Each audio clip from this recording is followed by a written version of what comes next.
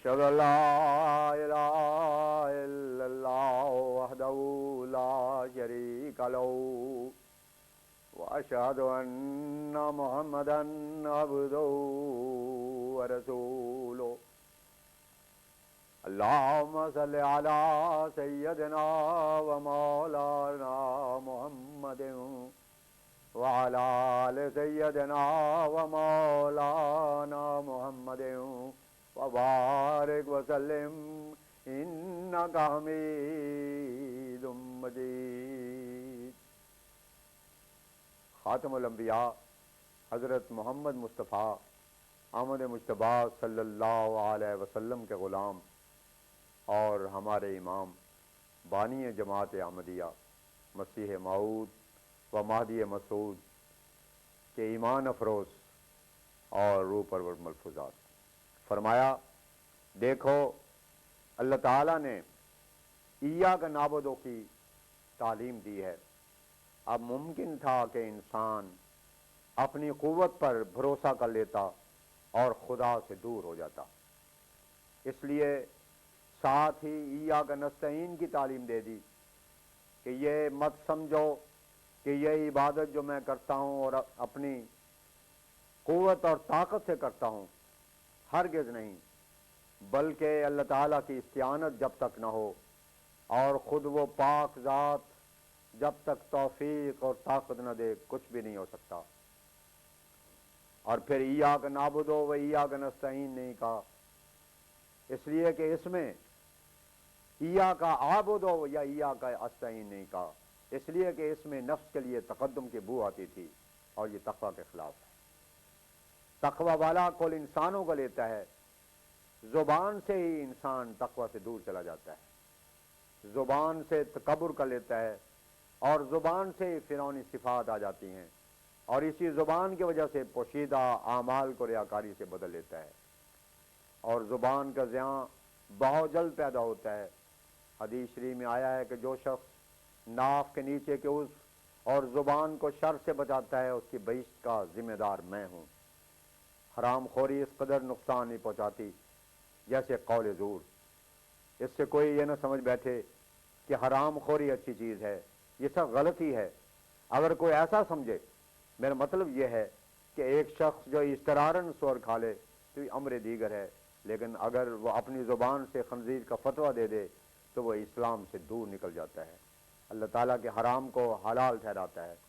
غرض اس سے معلوم ہوا کہ زبان کا زیاں خطرناک ہے، اس لیے متقی اپنی زبان کو بہت ہی قابو میں رکھتا ہے. اس کے منہ سے کوئی ایسی بات نہیں نکلتی جو تقوی کے خلاف ہو. بس تم اپنی زبان پر حکومت کرو، نہ یہ کہ زبانیں تم پر حکومت کریں اور اناپ شناپ بولتے رہو. ہر ایک بات کہنے سے پہلے سوچ لو کہ اس کا نتیجہ کیا ہوگا. اللہ تعالیٰ کی اجازت اس کے کہنے میں کہاں تک ہے؟ جب تک یہ نہ سوچ لو مت بولو. ایسے بولنے سے جو شرارت کا باعث اور فساد کا موجب ہو نہ بولنا بہتر ہے. لیکن یہ بھی مومن کی شان سے بعید ہے کہ امر حق کے اظہار میں رکے. اس وقت کسی ملامت کرنے والے کی ملامت اور خوف زبان کو نہ روکے. دیکھو ہمارے نبی کریم صلی اللہ علیہ وسلم نے جب اپنی نبوت کا اعلان کیا تو اپنے پرائے سب کے سب دشمن ہو گئے، مگر آپ نے ایک دم بھر کے لیے بھی کبھی کسی کی پرواہ نہیں کی. یہاں تک کہ جب ابو طالب آپ کے چچا نے لوگوں کی شکایتوں سے تنگ آ کر کہا، اس وقت بھی آپ نے صاف طور پر کہہ دیا کہ میں اس کے اظہار سے نہیں رک سکتا، آپ کا اختیار ہے، میرا ساتھ دیں یا نہ دیں. پس زبان کو جیسے خدا تعالیٰ کی رضامندی کے خلاف کسی بات کے کہنے سے روکنا ضروری ہے، اسی طرح امر حق کے اظہار کے لیے کھولنا بھی لازمی امر ہے. یامرون بالمعروف و ینہون عن المنکر، مومنوں کی شان ہے. امر بالمعروف اور نہی عن المنکر سے پہلے ضروری ہوتا ہے کہ انسان اپنی عملی حالت سے ثابت کر دکھائے کہ وہ اس قوت کو اپنے اندر رکھتا ہے، کیونکہ اس سے پیشتر کہ وہ دوسروں پر اثر ڈالے اس کو اپنی حالت انداز بھی تو بنانی ضروری ہے. بس یاد رکھو کہ زبان کو امر بالمعروف اور نہی عن المنکر سے کبھی مت روکو. ہاں، محل اور موقع کی شناخت بھی ضروری ہے اور انداز بیان ایسا ہونا چاہیے جو نرم ہو اور سلاست اپنے اندر رکھتا ہو، اور ایسا ہی تقوی کے خلاف بھی زبان کا کھولنا سخت گناہ ہے۔ پھر دیکھو کہ تقوی ایسی اعلیٰ درجے کی ضروری شے قرار دیا گیا ہے کہ قرآن کریم کی علت غائی اسی کو ٹھہرایا گیا ہے۔ چنانچہ دوسری صورت کو جب شروع کیا ہے تو یوں ہی فرمایا الف لام میم ذالک الکتاب لا ریب فیہ ھدی للمتقین۔ میرا مذہب یہی ہے کہ قرآن کریم کی یہ ترتیب بڑا مرتبہ رکھتی ہے۔ خدا تعالیٰ نے اس میں علل اربع کا ذکر فرمایا ہے، علت فاعلی، مادی، صوری اور غائی، ہر ایک چیز کے ساتھ یہ چار ہی علل ہوتی ہیں۔ قرآن کریم نہایت اکمل طور پر ان کو دکھاتا ہے۔ الف لام میم، اس میں یہ اشارہ ہے کہ اللہ تعالیٰ نے جو بہت جاننے والا ہے اس کلام کو حضرت رسول اللہ صلی اللہ علیہ وسلم پر نازل کیا ہے، یعنی خدا اس کا فاعل ہے۔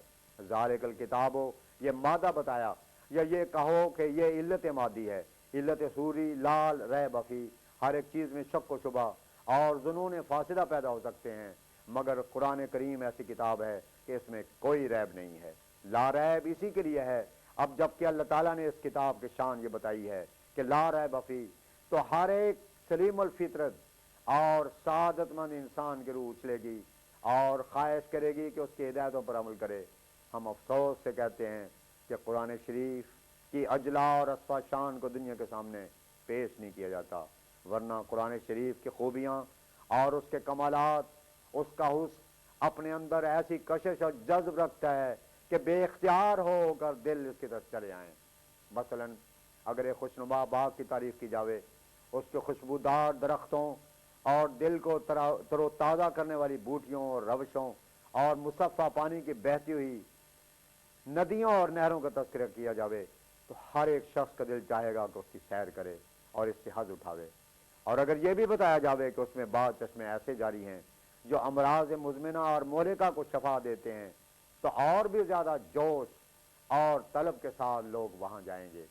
اسی طرح پر قرآن شریف کی خوبیوں اور کمالات کو اگر نہایت ہی خوبصورت اور مؤثر الفاظ میں بیان کیا جائے تو روح پورے جوش کے ساتھ اس کی طرف دوڑتی ہے، اور حقیقت میں روح کی تسلی اور سیدھی کا سامان اور وہ بات جس سے روح کی حقیقی احتیاج پوری ہوتی ہے قرآن کریم ہی ہے۔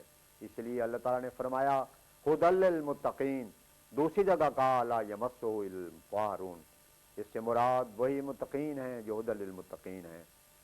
ھدی للمتقین میں جو بیان ہوئے ہیں، اس سے صاف طور پر معلوم ہوا کہ قرآنی علوم کے انکشاف کے لیے تقوی شرط ہے۔ علوم ظاہری اور علوم قرآنی کے حصول کے درمیان ایک عظیم الشان فرق ہے۔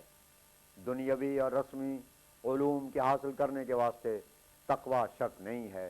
صرف، ناو، طبی، فلسفہ، حید، طبابت پڑھنے کے واسطے یہ ضروری امر نہیں ہے کہ وہ صوم و صلات کا پابند ہو اور امر الہی اور نواہی کو ہر وقت مد نظر رکھتا ہو، اپنے ہر قول و فعل کو اللہ تعالیٰ کے احکام کی حکومت کے نیچے رکھے، بلکہ بسا اوقات عموماً دیکھا گیا ہے کہ دنیاوی علوم کے ماہر اور طلبگار دہریہ منش ہو کر ہر قسم کے فسق و فجور میں مبتلا ہوتے ہیں۔